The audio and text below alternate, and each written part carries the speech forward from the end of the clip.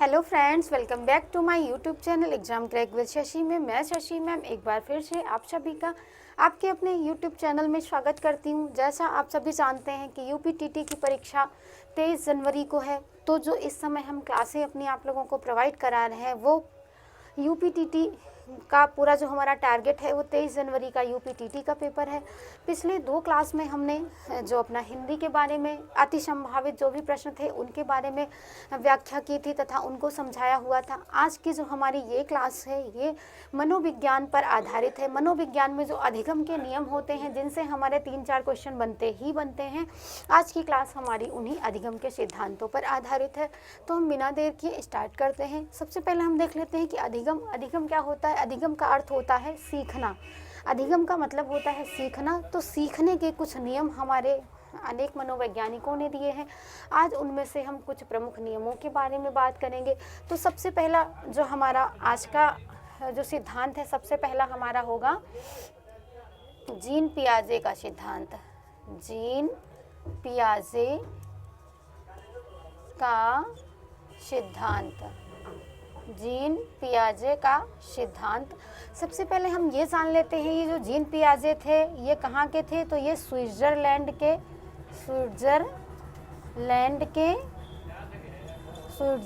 के मनोवैज्ञानिक थे। कहाँ के मनोवैज्ञानिक थे? मनोवैज्ञानिक थे, क्योंकि एक आध बार आपका क्वेश्चन पूछ लिया गया है कि जीन पियाजे और ऑप्शन में होता है कि स्विट्ज़रलैंड के मनोवैज्ञानिक थे, इसलिए हमने ये बता दिया। इन्होंने जो अपना सिद्धांत दिया है उसका नाम क्या है? इनके सिद्धांत का जो नाम है ये यहाँ पर लिख लेते हैं। सिद्धांत इनका क्या है? तो संज्ञानात्मक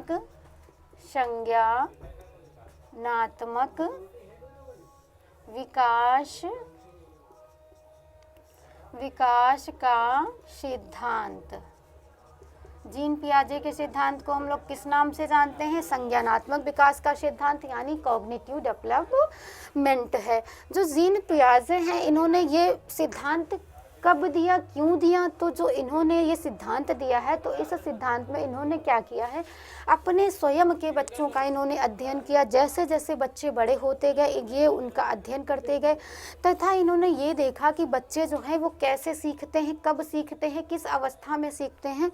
इनके इस सिद्धांत के अनुसार जो है बच्चों में जो सीखने का गुण होता है वो जन्म से ही होता है और धीरे धीरे वो क्या होता है, आगे बढ़ता जाता है। इनके सिद्धांत का नाम क्या है? संज्ञानात्मक विकास का सिद्धांत है। और तथा इन्होंने किस पर अध्ययन किया है? तो स्वयं के बच्चों पर अध्ययन किया है। स्वयं के बच्चों पर अध्ययन किया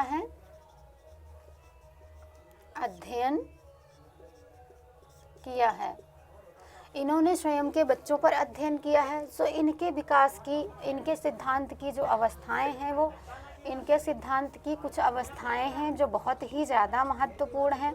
अवस्थाएं ज़्यादा डिटेल में हम नहीं जा रहे हैं क्योंकि जो पूरा फोकस है हमारा वो यूपीटीटी के एग्ज़ाम पर है। तो जितने अधिक से अधिक आपके प्रश्न बनते हैं उन प्रश्नों को कराने की हम यहाँ आज पूरी कोशिश करेंगे। जो अवस्थाएं हैं इन्होंने अवस्थाओं को 4 भागों में बांटा है। कितने भागों में बांटा है? 4 भागों में बांटा है, जिसमें से जो पहली अवस्था है वो हमारी कौन सी है? संवेदी या इंद्रिय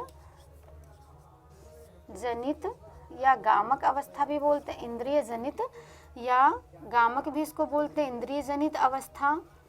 इसी को हम लोग संवेदी प्रेरक अवस्था बोलते हैं। संवेदी प्रेरक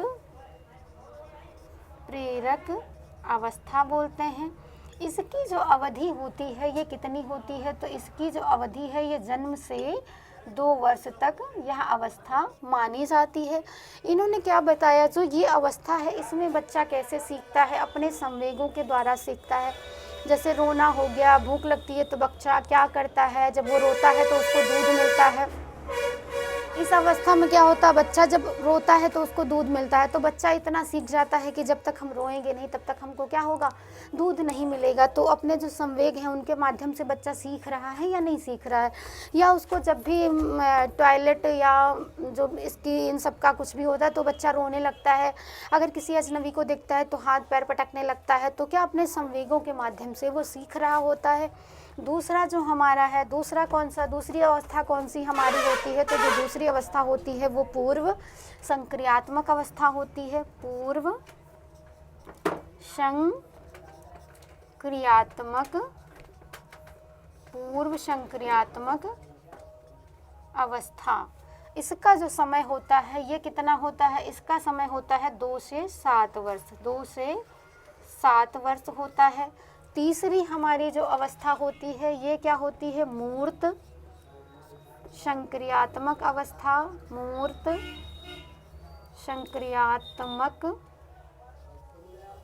संक्रियात्मक अवस्था, इसकी जो अवधि होती है ये 7 से 11 वर्ष होती है।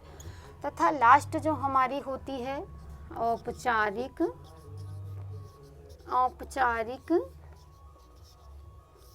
या अमूर्त अवस्था। औपचारिक इंद्रिय जनित अवस्था या इसी को संवेदी प्रेरक अवस्था कहते हैं, इसके बारे में समझ लिया है। नेक्स्ट जो हमारी अवस्था है ये पूर्व संक्रियात्मक अवस्था है। इस अवस्था में क्या होता है, जो बच्चा होता है, अब ये सिद्धांत किस पर आधारित है, तो बच्चे के सीखने पर आधारित है। तो जो बच्चा होता है वह क्या करता है, आसपास की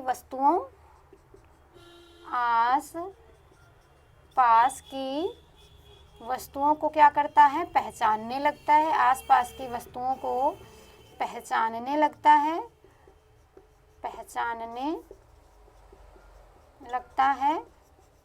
तथा जो भाषा विकास है, भाषा विकास का प्रारंभ भी इसी अवस्था से होने लगता है, हो जाता है।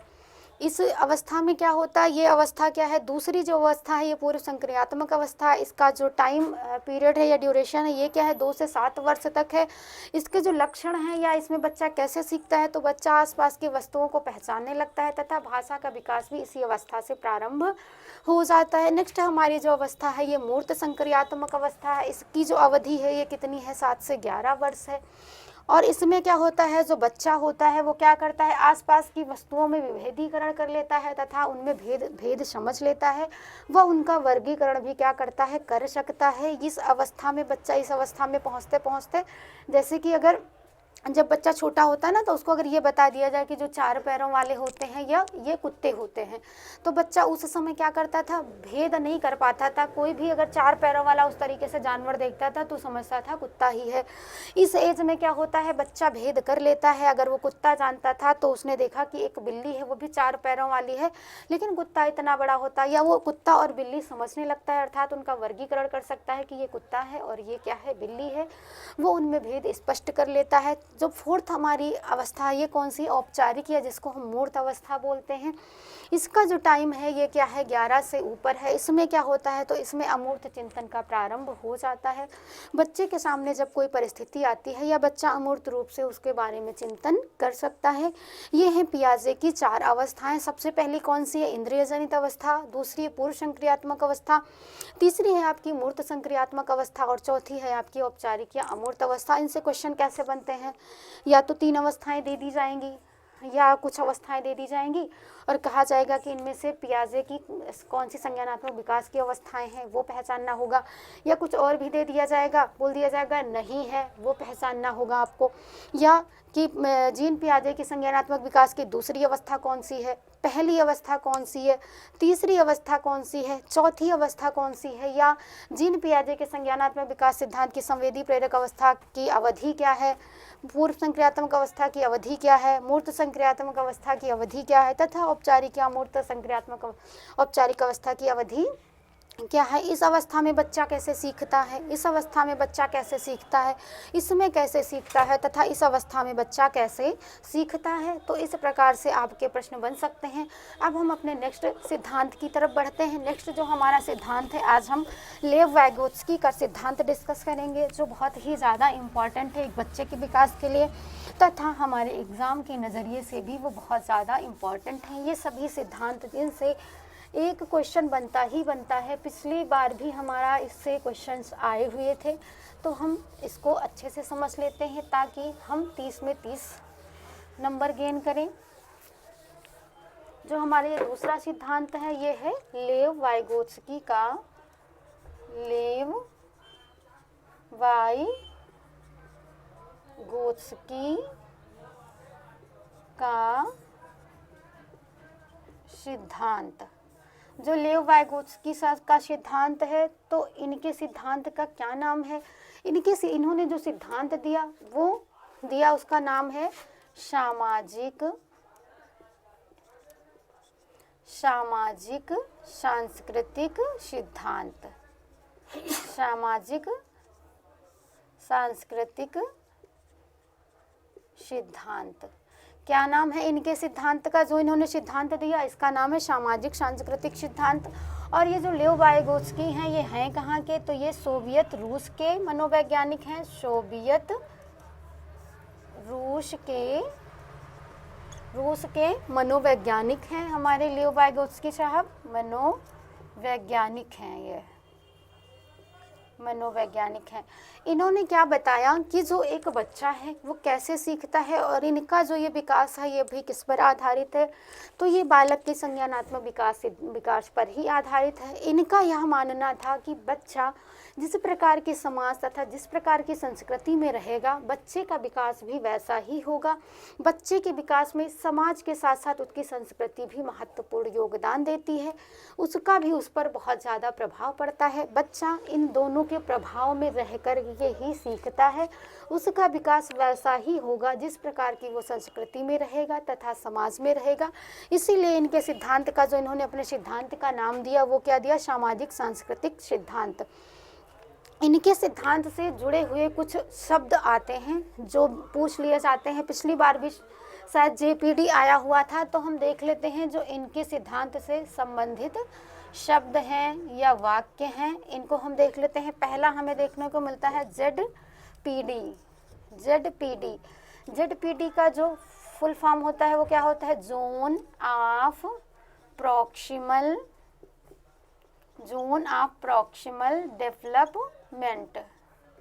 डेवलपमेंट, जिसको हिंदी में कहते हैं समीपस्थ विकास का क्षेत्र।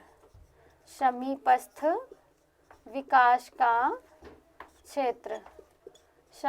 विकास का क्षेत्र होता है।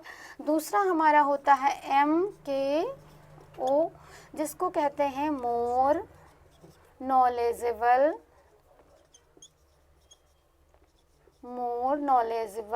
अदर होता है ये।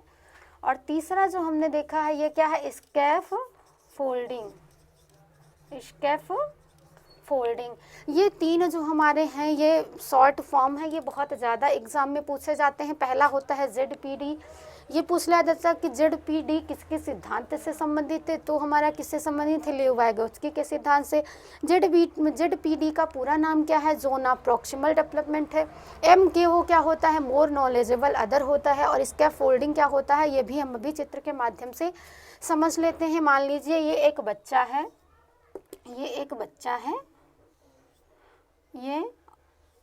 ये बच्चा है और ये क्या है? यहाँ पर इसका एक ये गोल है, ये यहाँ पर इस बच्चे का गोल है। ये बच्चा यहाँ तक पहुँचना चाहता है, तो जो ये बच्चा है ये अपने आप चल करके यहाँ तक आ जाता है। यहाँ तक ये बच्चा आ गया और गोल इसका कहाँ है? यहाँ तक है। तो ये हो गया क्या? ये यहाँ तक पहुँच गया समीपस्थ विकास का क्षेत्र। ये यहाँ से चल करके कहाँ तक पहुँच गया? यहाँ तक। तो ये क्या हो गया बच्चे का? जेडपीडी हो गया, मतलब जोन ऑफ प्रॉक्सिमल डेवलपमेंट, समीपस्थ विकास का क्षेत्र। क्योंकि ये अपने गोल के क्या है? एकदम से करीब है, तो ये हमारा जेडपीडी हो गया। दूसरा जो हमारा MKO, अब यहाँ पर क्या है? एक व्यक्ति आता है, मान लीजिए आप आते हैं यहाँ पर, आप आए यहाँ पर, आप आ गए यहाँ पर, आपने क्या किया? इसको हाथ दे दिया और इससे भी कहा क्या? अपना हाथ बढ़ाइए। तो आपने इसका हाथ खींच करके इसको कहाँ पर पहुँचा दिया? इसके गोल के पास में पहुँचा दिया। तो जो ये आपने इसका हाथ पकड़ के इसकी सहायता की है, ये सहायता आपने परमानेंट नहीं की है, कुछ समय के लिए की हुई है। तो जो ये आपने अस्थायी इसकी सहायता की है, ये क्या हो गया? और आप क्या हैं? आप इससे ज़्यादा जानते हैं, इसलिए MKO कौन हो गया? आप हो गए। आप क्या हो गए? MKO यानी मोर नॉलेजेबल अदर। इससे आपको ज़्यादा पता है, इसलिए आपने क्या किया, इस यहाँ तक पहुँचने में इसकी मदद की। और जो आपने इसको यहाँ तक पहुँचने में अस्थायी मदद की, यही इसका क्या हो गया, स्कैफ फोल्डिंग हो गया। स्कैफ फोल्डिंग हो गया। एक एग्जांपल और देख लेते हैं, जैसे कि एक बच्चा है, साइकिल चला रहा है। अब वो क्या कर रहा है, कैंची तो चला ले रहा है, लेकिन जो वो है गद्दी पे बैठ नहीं पा रहा है, थोड़ा सा उसको डर लग रहा है। उसके पापा आते हैं। पापा कौन हुए, क्या हो, जब वो कैंची चला रहा है, गद्दी पे बैठ भी ले रहा है, लेकिन वो उसको पहिए को, पैडल को पूरी तरीके से घुमा नहीं पा रहा है। तो वो जो उसकी वो कंडीशन हुई, वो कौन सी हुई, ZPD हुई, यानी जोन ऑफ प्रॉक्सिमल डेवलपमेंट हुई। उसके पापा आते हैं। पापा ने कहा, क्या कहा, बेटा हम साइकिल पकड़े हैं, आप बैठो। अब बच्चा क्या हुआ, पापा कौन हो गए, पापा हो गए MKO यानी मोर नॉलेजेबल अदर हो गए, जो उस बच्चे से क्या, बच्चे की क्या करे, टेम्परेरी हेल्प कर रहे होते हैं। बच्चा क्या करता है, पापा पीछे साइकिल पकड़े हुए हैं और बच्चा उस पर बैठ जाता है। पापा थोड़ी दूर तक तो पकड़े रहते हैं। अब ऐसा तो है नहीं पापा हमेशा साइकिल पकड़े पकड़े घूमेंगे, पापा थोड़ी देर के लिए पकड़ेंगे ना। तो जो थोड़ी देर के लिए वो टेम्परेरी उसकी हेल्प की गई, वो क्या होती है, स्कैफ फोल्डिंग होती है। थोड़े समय के बाद क्या होता है, पापा छोड़ देते और बोलते, बेटा हम पकड़े हैं, आप चलाते रहिए चलाते रहिए। और बच्चा क्या करता है, चलाते रहता है। धीरे धीरे क्या करता है, उसका वो डर चला जाता है और वो उसमें एकदम परफेक्ट हो जाता है। वो अपने गोल को क्या कर लेता है, हासिल कर लेता है। ये था हमारा लेव वाइगोत्स्की साहब का सिद्धांत। अब नेक्स्ट क्लास में हम अन्य सिद्धांतों के बारे में डिस्कस करेंगे। आई होप आपको ये सब बहुत अच्छे से समझ में आ गया होगा। आप लोग इसको अच्छे से देखिए, इससे एक आध क्वेश्चन आपके ज़रूर बनेंगे, हर बार एग्जाम में बनते हैं। तो आप लोग बने रहिए हमारे साथ ऐसी ही यूज़फुल जानकारी लेने के लिए। धन्यवाद दोस्तों, मिलते हैं अपनी नेक्स्ट क्लास में। जय हिंद।